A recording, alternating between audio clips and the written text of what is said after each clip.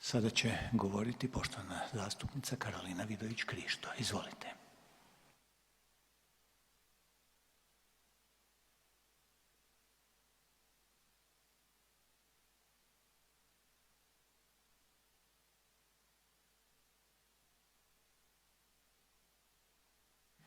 Dame i gospodo, premijer Plenković je u ponedjeljak zaprijetio represijom svima onima u Hrvatskoj koji se budu suprotstavljali korupciji.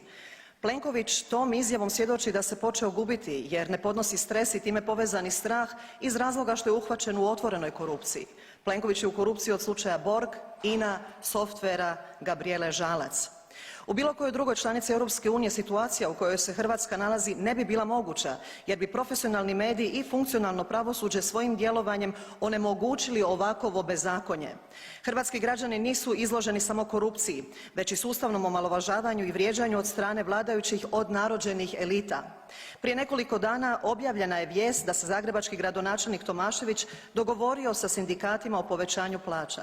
Već spominjani kontrolirani mediji kao što su Indeks i Jutarnji list raznim su tekstovima vrijeđali dostojanstvo zaposlenika Zagrebačkog holdinga nazivajući ih uhljebima.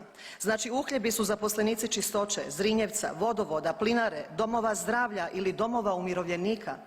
A upravo navedeni zaposlenici su ljudi koji svoju plaću krvavo zarađuju, marljivo i vrijedno rade za plaću koja nije dostojna pristojnog života te u potpunosti ponižavajuća za ono što ti ljudi privređuju. Istina je pak da stvarni uhljebi jesu krivci za minimalne plaće u Hrvatskoj i loš životni standard. Stvarni uhljebi u Hrvatskoj nisu vrijedni radnici, već mediji, pravosuđe i vladajuće političke strukture. Oni ne privređuju ništa za Hrvatsku, oni Hrvatsku potkradaju i blokiraju. Jer u zagrebačkoj Čistoći je plaća 750 €, a u Čistoći grada Wiesbadena pored Frankfurta vozač kamiona zaradi 3.000 €, a u tom istom Wiesbadenu brašno, kruh, sir i mlijeko imaju istu cijenu, dapače, vrlo često i jeftiniju nego u Hrvatskoj. Kako je to moguće? Tko je krivac za niske plaće i visoke cijene u Hrvatskoj?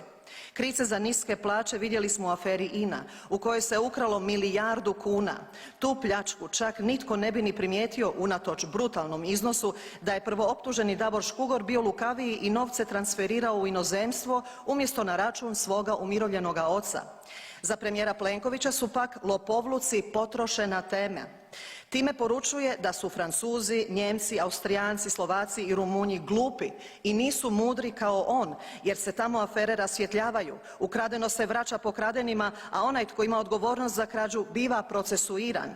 Slučaj INA je vrh ledenog brijega jer kao što vidimo Hrvatskom se ne upravlja putem zakonom propisanih procedura već putem SMS-ova.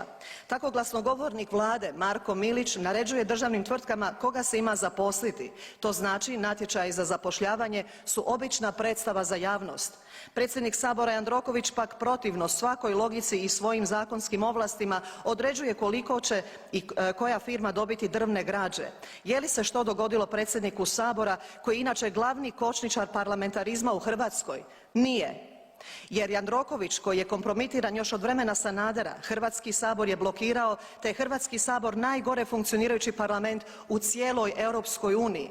Sve navedene zlouporabe su u potpunosti ilegalne i protuzakonite jer kada bi Hrvatski sabor nadzirao Vladu, kada bi Porezna uprava radila sukladno zakonu, kada bi SOA i policija radile sukladno zakonu, kada bi sudovi sudili sukladno zakonu i kada bi DORH radio po zakonu, u Hrvatskoj bi plaće bile duplo više, gospodarstvo bi nam bilo duplo veće i blagostanje bi vladalo u Hrvatskoj.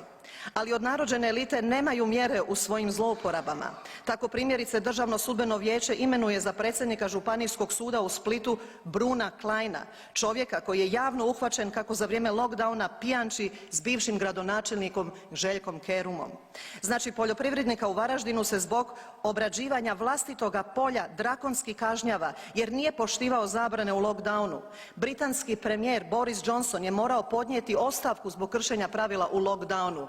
Ali hrvatski DSV kaže fučkamo na zakone i pravila, mi možemo što hoćemo i sudac koji uopće ne bi smio biti sudac biva imenovan za predsjednika županijskog suda.